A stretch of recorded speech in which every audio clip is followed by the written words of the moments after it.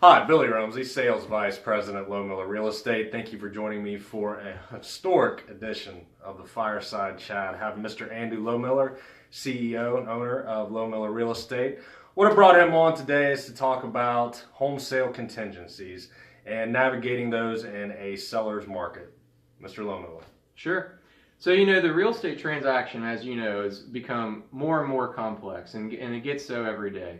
And especially when you've got a fast-moving market, and there's a lot of pieces that have to play together, to make things work. And one of those is the home sale contingency, because right now we're in a seller's market, and so there's a lot of people selling houses in order to move up or move down and buy their next house. And typically the funds for the next purchase come from the sale of the previous purchase. Correct. So in order for somebody to complete that transaction, they have to execute what's called a home sale contingency.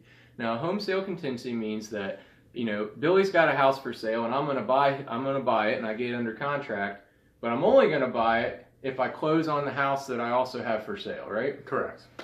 So one of the problems with home sale contingencies that you want to be aware of is how far back does it go? How many dominoes are stacked in a row? So, for example, if our deal is contingent upon my sale, well, what about my sale? Is that contingent upon another sale, and is that contingent upon another sale, and so on and so forth? I closed a deal last year that had 5 deals in front of it before we had to close it. It's astounding. Mm-hmm. That's a lot to manage. A whole lot. Yeah, it makes the transaction difficult, and then especially when those 5 contingencies are different. Some of them are sudden death. Some of them offer a first right of refusal, give notice, and some of them have backup offers. Correct.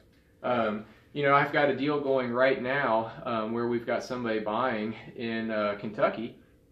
They're selling here in Hidden Valley, and not only do we have a home sale contingency in place for the purchase of the house in Kentucky based on the sale of the one in Hidden Valley, but we also have a backup offer for the buyer here in Hidden Valley as well. And so it's a lot to manage.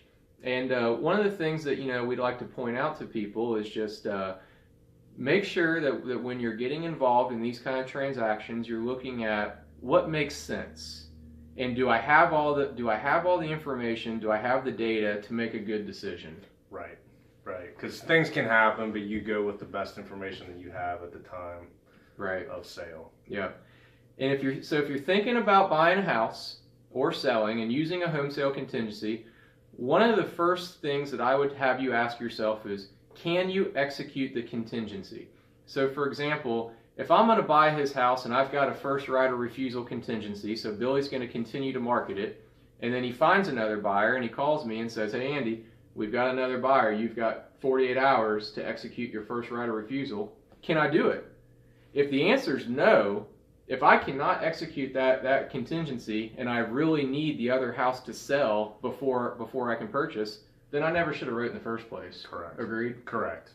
100%. So that's one of the big things that you should think about.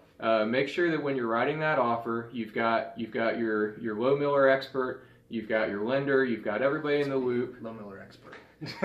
And you're putting all that information together to make the best informed decision you can. And that's just one example. There's a million different things that can happen with home sale contingencies, but they're very common in today's market and something you should be educating yourself on.